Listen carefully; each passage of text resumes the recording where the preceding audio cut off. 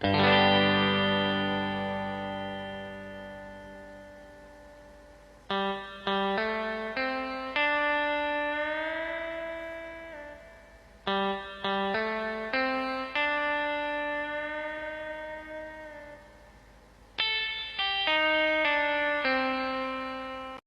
warahmatullahi wabarakatuh. Alhamdulillahilladzi fadala bani adama bil ilmi wal amala ala jami'il alam. Wassalatu wassalamu ala sayyidina Muhammadin sayyidil arabi wal ajam wa ala alihi wa sahbihi ajma'in, amma ba'du. Faqala Allah ta'ala fil Qur'anil Karim, a'udzu billahi minasyaitonir rajim. Bismillahirrahmanirrahim. Yarfa'illahu alladhina amanu minkum walladhina utul ilma darajat. Al-ayah sadaqallahul azim. Faqala Allah ta'ala fil Qur'anil Karim, al-ayah sadaqallahul azim. Rabbis sahli sadri wa yassir li amri wahlul 'uqdatam bil lisani yafqahu qawli. Yang pertama-tama dan yang paling utama, saya panjatkan puja dan puji kepada Allah Subhanahu wa taala, yang mana atas kudrat dan karunia-Nya kita bisa berkumpul di tempat majelis yang Allah muliakan ini. Salawat bersertakan salam marilah kita panjatkan kepada Nabi Muhammad SAW, yang mana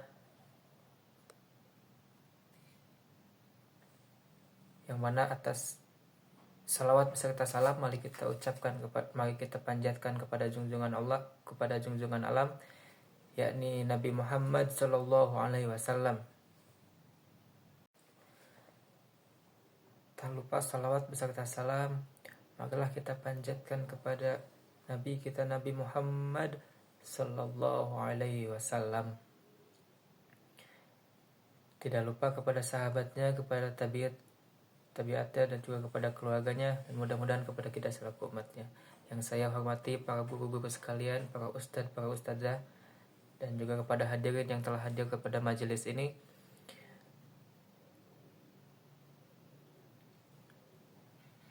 Yang mudah-mudahan Allah muliakan.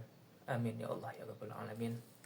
Hadirin yang dimuliakan Allah Subhanahu wa taala, pendidikan Islam bukan sekedar proses transfer ilmu, tetapi lebih dari itu. Ia adalah pembentukan karakter, pembinaan akhlak, dan penanaman nilai-nilai ilahi dalam diri manusia.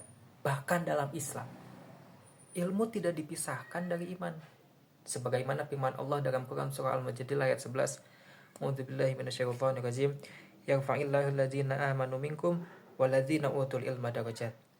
Yang artinya Allah akan meninggikan orang-orang yang beriman di antara kamu dan orang-orang yang diberi ilmu pengetahuan beberapa derajat. Ayat ini menjadi bukti bahwa Islam sangat menjunjung tinggi ilmu selama ia dibarengi dengan keimanan. Hadirin yang berbahagia, Rasulullah SAW pun telah menunjukkan kepada kita semua betapa pentingnya pendidikan. Beliau adalah guru terbaik umat ini. Dalam waktu 23 tahun, saudara-saudara sekalian, 23 tahun beliau mendidik generasi terbaik para sahabat menjadi pribadi-pribadi yang unggul, berakhlak mulia, jujur, amanah, dan berilmu.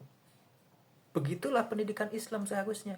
Dimulai sejak dini dari rumah melalui keteladanan orang tua, kemudian dilanjutkan di lembaga-lembaga pendidikan formal ataupun non-formal yang tidak hanya mengajarkan matematika, sains, tetapi juga akidah, akhlak, Al-Quran, dan sejarah Islam di dalamnya.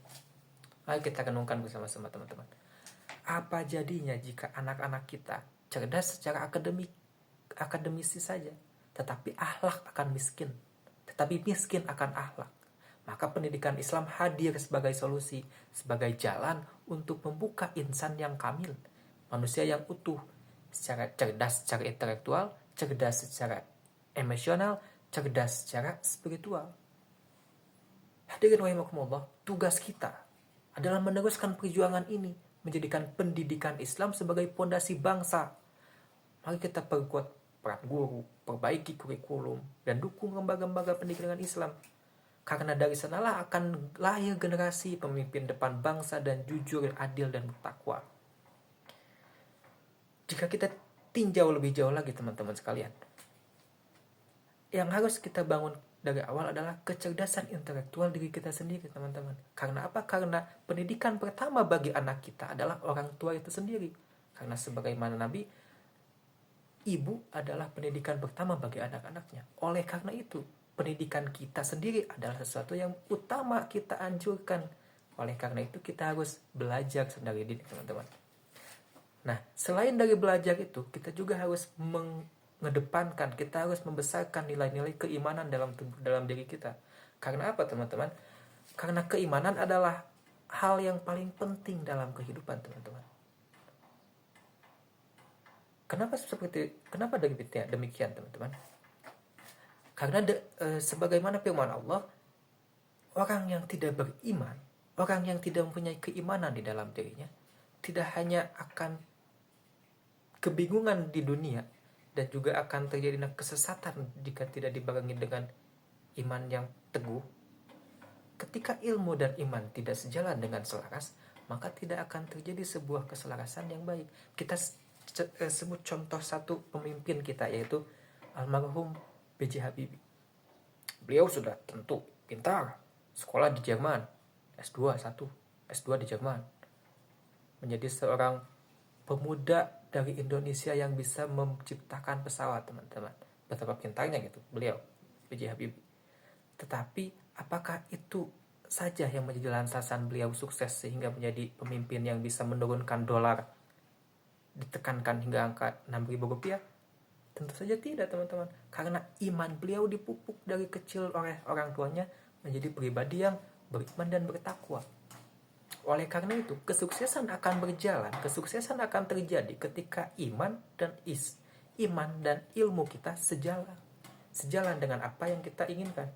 Begitu, teman-teman. Bila kita tarik lagi lebih jauh, teman-teman, keimanan ini akan menjadi sebuah penolong kita akan kehidupan yang setelah terjadi di alam baka, teman-teman. Karena sejatinya kita harus percaya akan kehidupan pasca kematian, teman-teman. Sebagaimana dalam rukun iman, kita harus mengimani adanya surga dan neraka, gitu kan, teman-teman. Mengimani adanya hari kiamat. Nah, adanya surga dan neraka ini, iman ini menjadi sebuah kunci untuk kita menikmati kebahagiaan di kehidupan setelah meninggal ini, teman-teman. Karena apa? Karena Allah Subhanahu wa taala berfirman, orang yang tidak memiliki iman, orang yang mati dalam keadaan tidak membawa iman, maka kholidina fiha, teman-teman. Kekal abadi di dalamnya. Di mana? Di dalam neraka, teman-teman. Disiksa di dalam neraka, tidak akan menikmati kenikmatan surga. Nikmat surga yang mala ainun ra'at wala udunun sami'at wala khutira qalbi bashar. Nikmat surga tidak akan terdengar dengan pendengar kita yang sekarang, tidak akan terlihat dengan penglihatan kita sekarang, bahkan tidak akan kebayang dengan bayangan kita sekarang, teman-teman. Oleh karena itu, teman-teman, keimanan ini menjadi sebuah fondasi yang harus kita tanamkan kepada diri kita sendiri khususnya, dan juga umumnya kepada keluarga kita, bahkan kepada anak-anak kita, teman-teman. Karena fondasi yang bagus akan membangunkan sebuah bangunan yang kokoh, teman-teman. Sehingga iman inilah yang harusnya menjadi fondasi sebuah bangsa, teman-teman. Karena kita sebagai pemuda nih, teman-teman, biasanya sangat berkuar-kuar terhadap pemerintahan yang mungkin tidak sesuai dengan apa yang kita kira atau kita inginkan. Oh gini bla bla bla bla bla. Tetapi kita lupa, teman-teman, bahwasanya Nabi Muhammad sallallahu alaihi wasallam pernah menyatakan, sayati zamanun ala ummati yatiluna minal ulama'i wal fuqaha fayabtahillah bisalasatin baliyatin. Kata Nabi, akan datang umat kami di mana umatnya jauh di para ulama, jauh di para fuqaha. Nah, sehingga apa yang akan terjadi? Allah akan turunkan 3 musibah.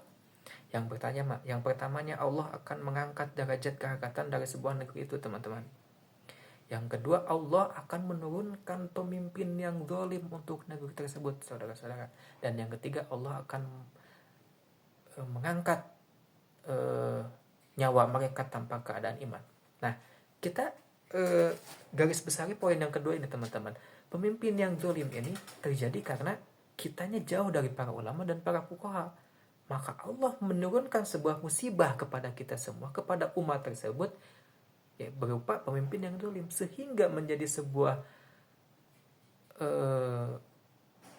mawas diri bahwasanya pemimpin yang zalim karena kan kita jauh dari para ulama dan para fuqaha, teman-teman, begitu. Mungkin sekian yang dapat saya sampaikan, teman-teman.